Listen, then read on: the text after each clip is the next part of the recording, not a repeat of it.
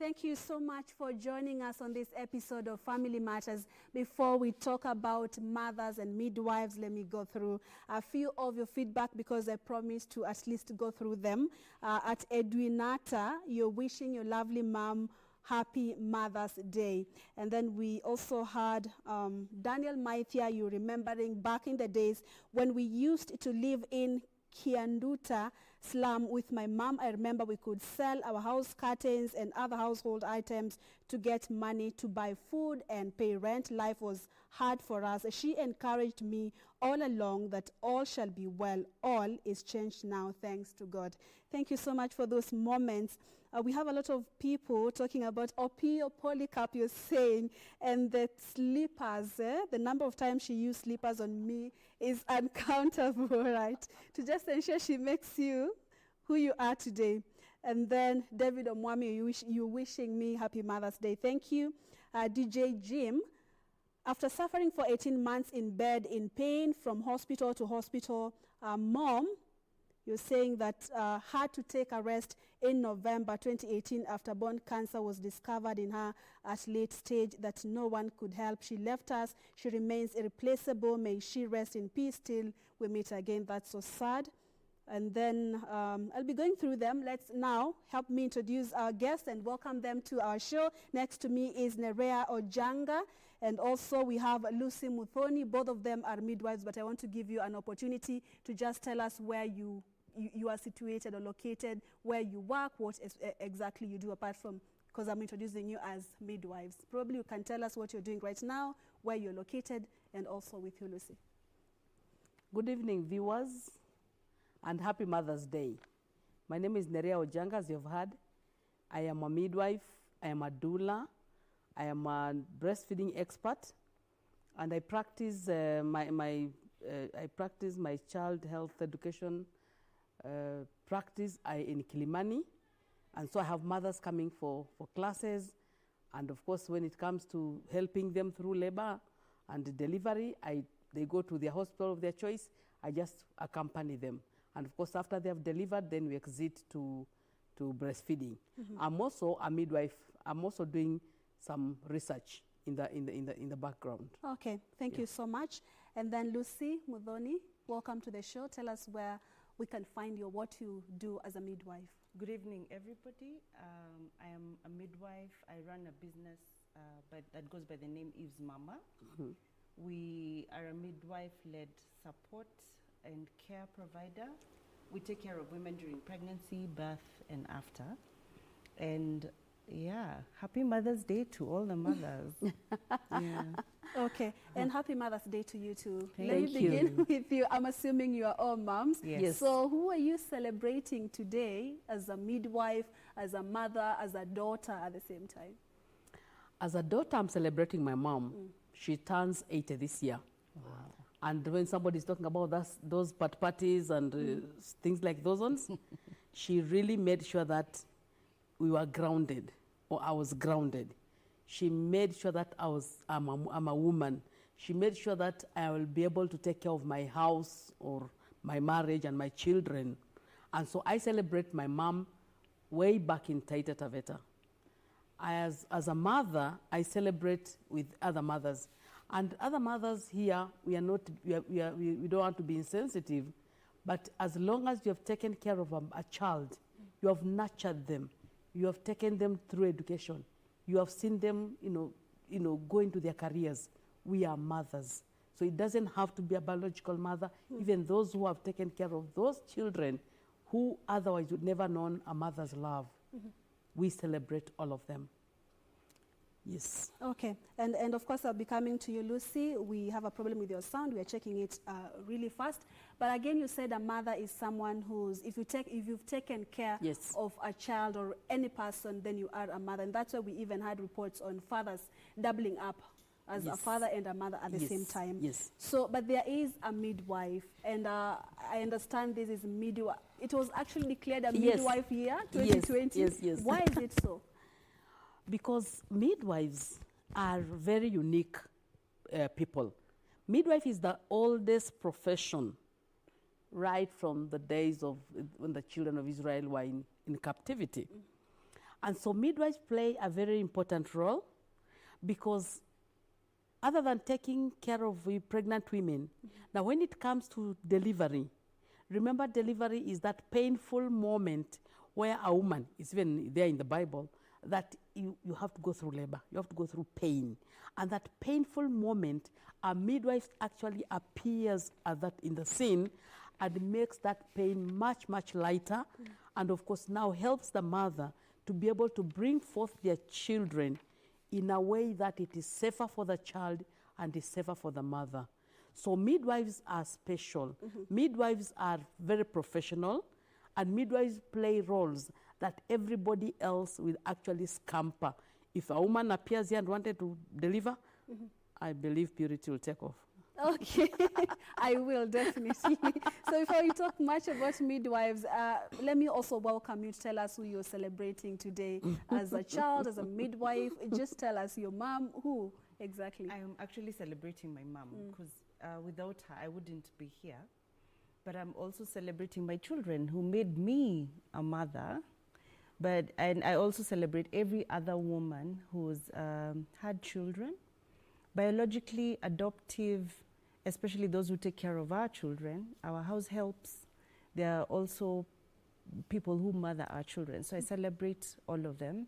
And of course, the women who've trusted me to help them in the journey of becoming a mother, I celebrate all of them. Yes, Wow. and those include midwives. Yes. Because they ensure safe delivery and also Yes. protection Yes. of the newborns. Yes. Let's talk about, there are a lot of misconceptions about midwives, and most people, like you had said, they are well trained, but there's a confusion between who a midwife is and a traditional birth attendant. Lucy, you can try and differentiate for us. How trained are midwives? Let me say it in Kenya. In Kenya, we start as nurses because in Kenya, midwifery is a specialty in nursing. So you find many of our midwives have been nurses before and then have left or finished school and gone back to study as midwives. But we also have midwives who are training as part of the nursing program. So it's a 3.5 year long, 4 years, depending on where you went, kind of training. And that is why, as Norea said, we are professionals. We are healthcare workers. Yeah. Traditional birth attendants, as the name puts it, are, people who have learned on the job. Most of them are the mamas in the villages who, they take it as a vocation. So over the years, they've come across many women who need to give birth and have helped one woman after the other and sort of learned on the job to take care of them. Most of them don't have like proper training. Yeah. Nerea, apart from helping with delivery, at what point do you begin interacting with pregnant women? Because I know there are those antenatal clinics that they have to be attending. Are you usually involved during the delivery itself or the whole process? We actually, sometimes there are some women, special women, we start before pre-pregnancy. And we work with them, advising them, especially the ones who have had difficulty in getting pregnancy or difficulty in carrying babies to term. We start with them then. Then we'll work with them through the clinic, as they go for the antenatal checkups. They'll go for checkups and they'll call you. Sometimes you'll accompany them as they go for the checkups because they just want another opinion of, do I not? And then you move with them, then you take them through childbirth education. Childbirth education is very, very important because really delivery is for the woman. She needs to take charge of her own labor and know this is where I am and this is where I am going. Then, so you take them through childbirth education so that they know, and then you accompany them when they get into labor. Some of them call you, you go home to their homes, and then you take them to the hospital, you take them to the maternity where they are booked to go and deliver. Some of them will tell you, okay, let's meet in the hospital. They go there and you start with them and walk with them through labor, breathe in, exercise, eat, drink. Let's go to the toilet. Let's do 1, 2, 3. Let us flip you over because we think the baby is not coming down well. And then, voila, our baby comes out. And then after the baby comes out, of course, now that one is everything done very professionally. Yeah. Then we exit now. Breastfeeding is a totally different ballgame to a lot of first-time mothers. So you have to guide them. You have to hold those babies. Sometimes you have to sit with those mothers even 2-3 hours before they actually get it. Some will get it the first time, others will take longer because babies are different. Yeah. All right. And Lucy, let's talk about embracing midwifery in the country, because most women prefer delivering in the hands of their gynecologist. Let's talk about, has the country embraced midwifery, or are we still struggling to embrace this profession? In a sense, I think we have. Yes. Because if you look at our public sector, it's mostly run by midwives, because we don't have as many gynecologists going into the public sector. The private sector, however, has a lot more of the obstetricians, gynecologists attending to moms. So you find that there, even if you have midwives, they're always working with doctors. And it brings a lot of confusion, because moms wonder, okay, so am I supposed to see a midwife? Am I supposed to see an obstetrician? It's not very well defined in our private sector, but in the public sector, it's definitely there. You see a midwife, and if there's a complication, you see an obstetrician, and that's typically how it should be. And you know, when you look at the Western worlds, that's exactly what they do. You see the midwife, and if there's a complication, the obstetrician tends to be there for the high-risk moms. Yeah. But the moms with not much complications, like straightforward pregnancies, healthy pregnancies, can be seen by the midwife all by herself till the end of the birth. Yeah. And Nerea, because Lucy is talking about the country having not enough gynecologists, and therefore midwifery is quite embraced in the country. Do we have enough? The World Health Organization says the world requires about 9 million midwives if each country is to achieve universal health. We do, I would say yes and no. Yes, because you have so many institutions just training nurses and midwives, very many. But then the hospitals are kind of constrained. So we have a situation here where we are suffering, we don't have enough, but then we still have plenty. The hospital says we need this number of midwives. But then there are so many midwives out there who don't have a job. Yeah, so Kenya is actually unique. Of course, when you go to the other countries, you find they don't have. But in Kenya here, we have very many nurses, very many midwives in the streets looking for jobs. And yet in the hospitals, they're having a shortage. And you see, we need mothers, we need enough numbers in the hospitals, enough midwives to take care of the mothers. Because it's not fair for a mother who, you know, we are all here mothers having in labor, and we only have one midwife or even two. We tire the midwives. And remember, midwifery is labor intensive. I will literally stand there for 1 hour with this particular patient. So if I am alone with 3 patients, for example, because when we say the ratio is 1-3, I am there with the mother delivering. What happens to the other 2? So we actually need numbers in our labor wards, in our maternity units, for us to give optimum health, optimum care. And a lot of times, because people don't understand this midwifery, what do? It is not about delivering the mother. Delivering the mother is actually the tail end of all the activities of 9 months. And then sometimes, if I'm taking care of 100 women, 85 of them will deliver without any issues. 15 will develop a life-threatening condition. And that 5%, if we do not act accurately and accordingly, we might lose that 5%. Right. Yes. Okay. So what role are midwives playing during this COVID-19 crisis? Because they have been, let's celebrate our healthcare providers, they have been at the front line in the COVID-19 pandemic. What role are you playing as midwives? To be honest, our role hasn't changed. We're still playing the same role we do. Of course, now we've added the, more attention to COVID-19, and ordinarily where you wouldn't take a mother's temperature, because she's been healthy, now you're taking, you're asking a little bit more about their wellness and about their well-being. And of course, you're more cautious that we have this pandemic with us, so we really need to look at everybody like they're exposed. And so that is the only switch we've added. So what I would say is COVID-19 has only just added to our role, but our role as midwives, taking care of mothers during the pregnancy, during labor and birth, and even after, still continues, of course, now with all the precautions that COVID has brought along. Right, and we'll talk about your safety. But just before then, Nerea, the government announced that people are a low turnout of people to hospitals for checkups, and people are not going to hospitals to seek any medical attention anymore. Is that a challenge to maternal health care in the country? It is. Has it changed anything? It is. Of course, now, mothers are not also going to the antenatal clinic. Remember when you're told stay at home. And if these mothers don't have enough information, I'll be sitting at home and my baby is not playing. But I'm told to stay at home.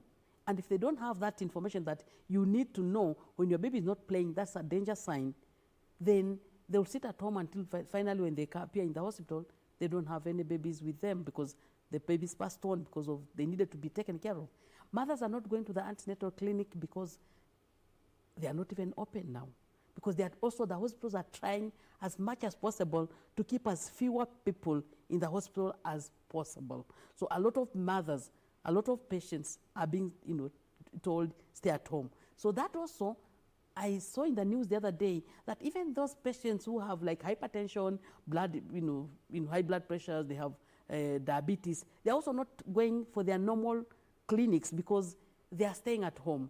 So it is cutting across right from the mothers. But you see now, remember, this mother is carrying a baby. So there are 2 lives. So if anything goes wrong, we might lose these 2 lives. Yeah. And have we experienced such challenges with people not turning out? For you, Lucy, are we experiencing now complications with delivery and pregnancy as a result of women not going for the antenatal clinics? I am sure there are. But I'll say for myself, because I do a lot of home-based care, I am going to the moms. So the lot that I'm following up, I go to them to ensure that they're well, that they're carrying their pregnancy well, their babies are fine, and just preparing them for the childbirth. But I do know for a fact that where, there's not that close follow-up, things are happening. Things are happening. There are risks and issues. Yeah, that's what I was saying. A lot of mothers depend on government hospitals. They have to go to the clinic. They have to have their babies immunized. They have to have family planning. They have to have, all the time. Mothers are delicate. They have to be checked. Now, if they are not being checked, that means they will stay home.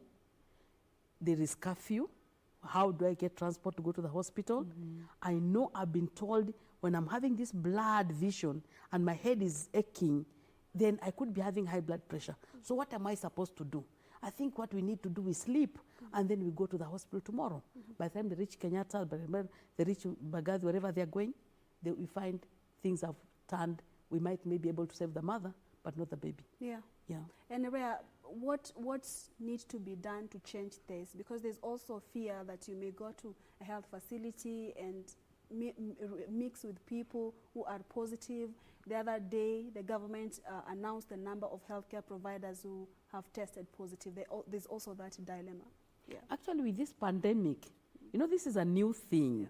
I mean, when we are looking, we've gone through HIV, we've gone through SARS and all the other, Ebola, and we're able to put things together. But this is an emerging pandemic. So people are still, kind of, I would not say groping in the dark because we have scientists and we know about infection prevention, but the mothers need to know that the hospitals, every hospital, government hospitals have put everything in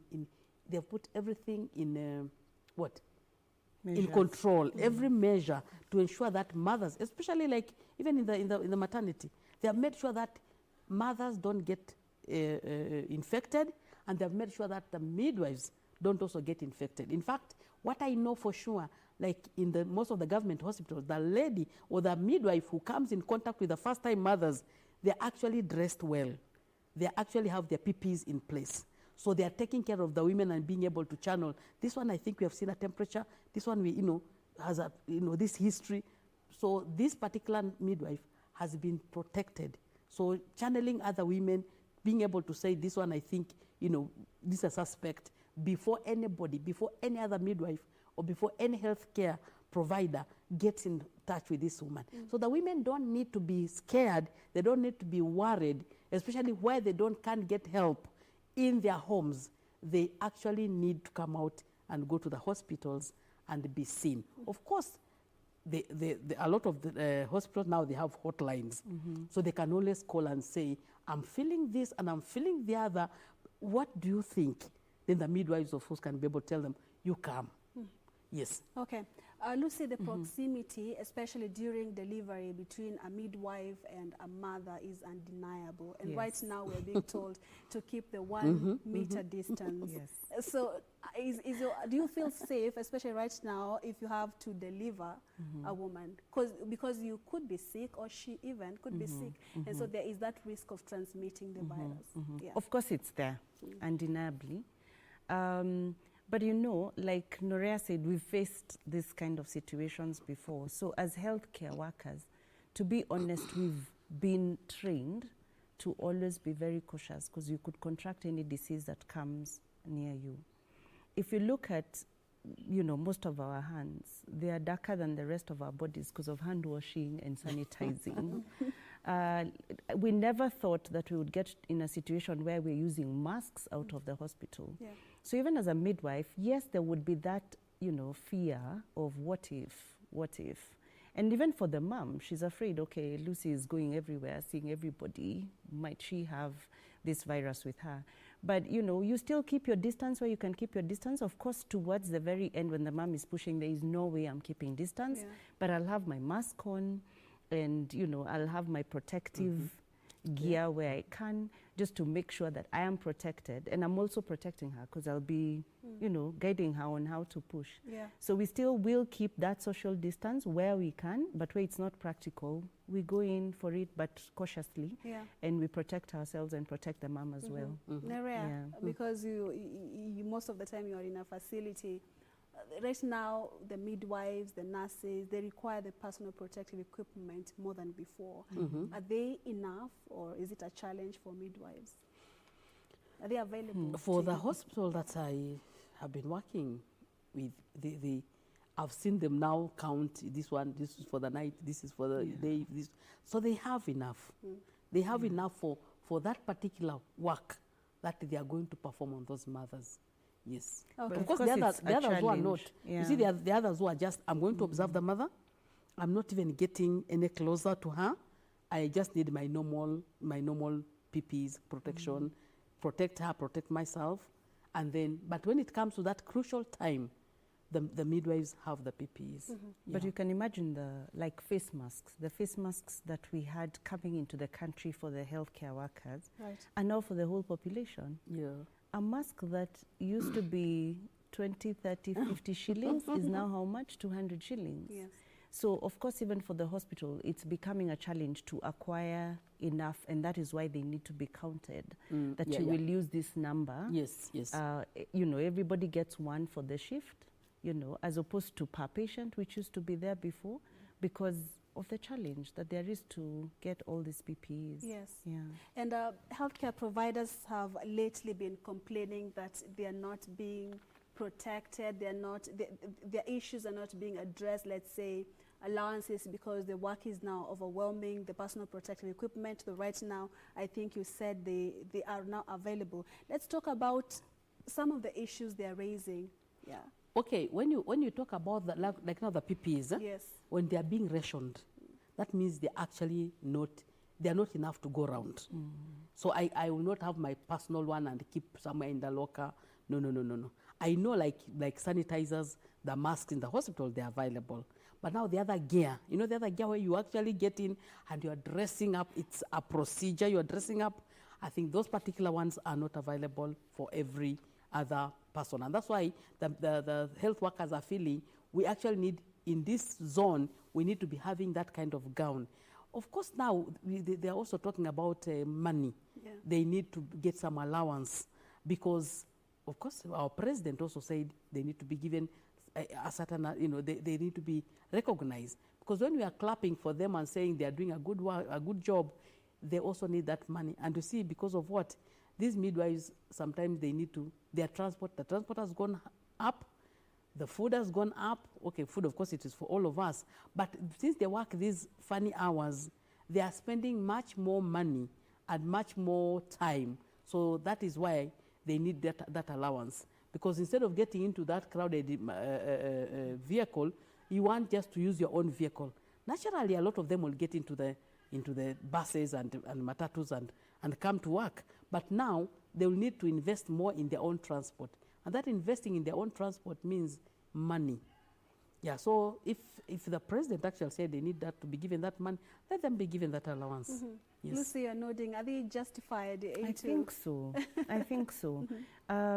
They're working extra hard, and apart from even just extra hard, there's a lot that has been added to the plate.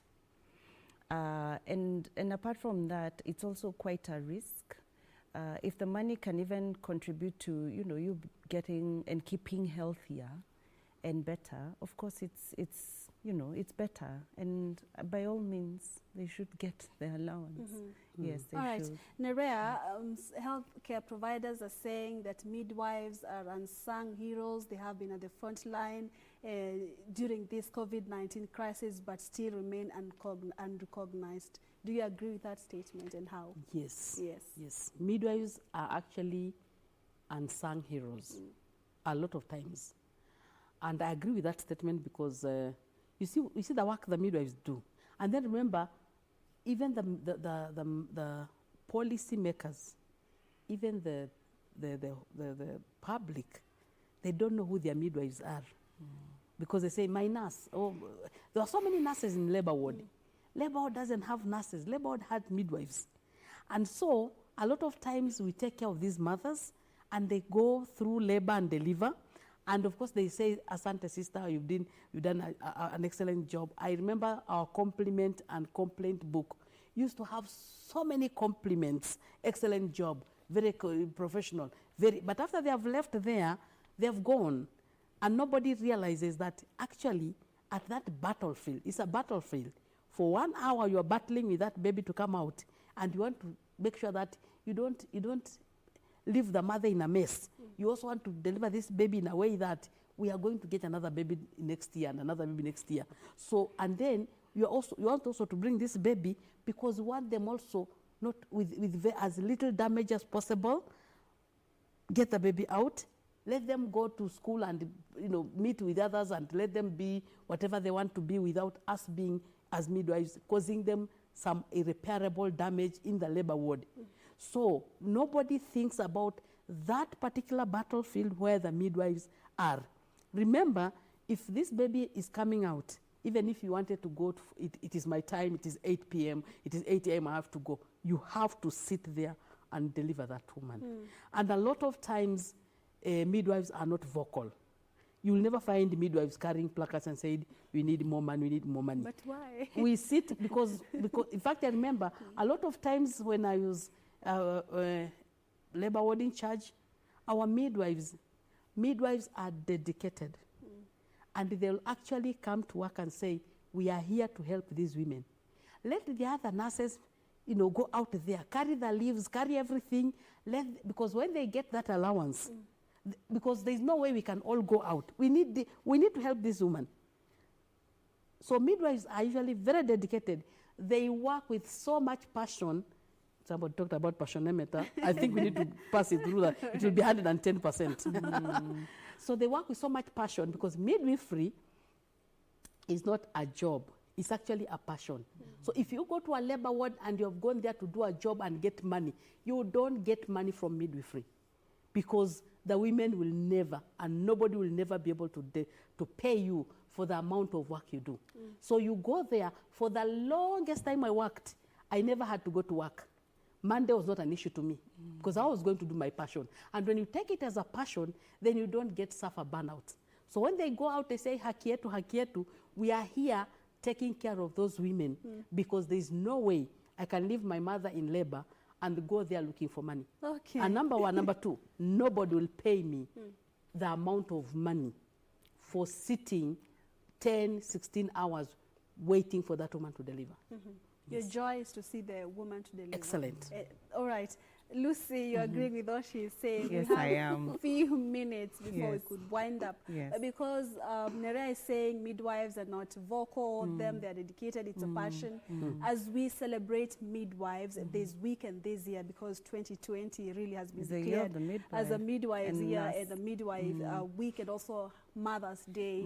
What is this one thing that you would say as a midwife wish are changed for the better, to better the environment of you people, because you also deserve a favorable working environment?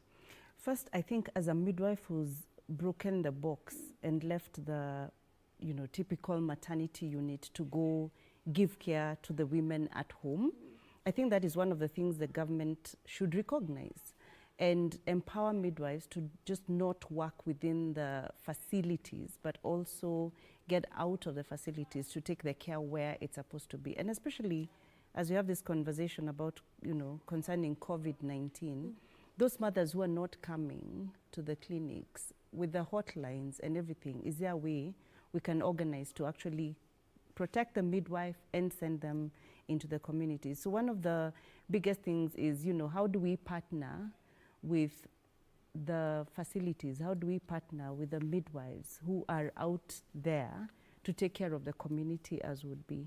And just even adding some extra information about what to do when you're out there, as opposed to just being in the confinement of the facility, would really add a lot to just not the midwife but also the mother, because you give a lot more personalized care when you are given more time to interact with the mom. Just taking the example Norea gave earlier, if you have 3 mothers who are all in labor and you're one midwife, there's absolutely no way you're going to be able to take care of them. So even just increasing the number of midwives who work in the facilities may really make a difference for the midwives and also for the community at large. Time is not on our side. 30 seconds, Nerea. You parting shot. Thank you. Now, she's talking about the midwives, the community part of the midwifery. Remember, we have also talked about women coming for antenatal care. If you develop this bit, there's something called community midwifery. Now, if we had developed that, I know it is in the pipeline, but if we had developed that community midwifery before this COVID pandemic, I'm sure a lot of midwives will be in the community taking care of the mothers, and the mothers will feel safer staying there. And then, of course, if you identify a problem, send them to the facility. And of course, that means then the facility will be handling cases that they should handle, not just normal cases. Thank you. All right, thank you so much, Nerea. Thank you so much, Lucy. Thank you. I personally celebrate the midwives, because if it were not for you, we would not have moms. Thank We would you. not be celebrating Thank you. Mother's Day today. Thank So you, thank Purity. you for coming. Thank you. Yes, Thank you for having us here. Okay, karibuni sana. Thank you so much for watching our show tonight. Of course, our special edition on Mother's Day. Rose, kindly allow me a minute to go through a few feedback. Ken Keitani, happy Mother's Day. And then Murray Laz, you're saying, thank you for nurturing me. Thank you for praying for me. You are my strength. Happy Mother's Day to you, Mom, and all the mothers around the world. Right. Live long, Mom, Caroline Godia, and Shush Rose Godia. David Diva, that's what you're saying. And then quickly, Stephen Okiri, a special thanks to all moms as we celebrate you today. DJ Jim, you're celebrating her for being a strong woman. Happy first Mother's Day, my love. Miriam Kemi, right, happy Mother's Day to you. Ariro Evelyn, tuned from Isli, wishing my mom happy Mother's Day. And then Ogio, I think I've gone through your feedback. And then watching from Machakos County, Stephen Musiemi Matuyata, happy Mother's Day. Tommy Mom at Kamuwongo, Kenya, and all the ladies who have taken the responsibility to nurture souls and instill virtues to our nation and the world at large. Cleophas Bogonko, hi Purity, watching from Kisii Town, and today I celebrate my mother Jen. She has always been present, and she is the main reason why I have come this far. Harrington Jenga from Emahondo, Kakamega, celebrating my mother, Elizabeth Kaho, Mom Ann Bukachi, and my wife, Ima. A lot of feedback. Thank you so much for your feedback. I will not be able to go through all of them, but highly appreciated. Of course, I'll be retweeting them and keep wishing them, and of course, treating your moms, celebrating them, and do something special to your mom if you still have them alive. My name is Purity Museo. Lensa Odingo has been our sign language interpreter. Good night. God bless. Stay safe.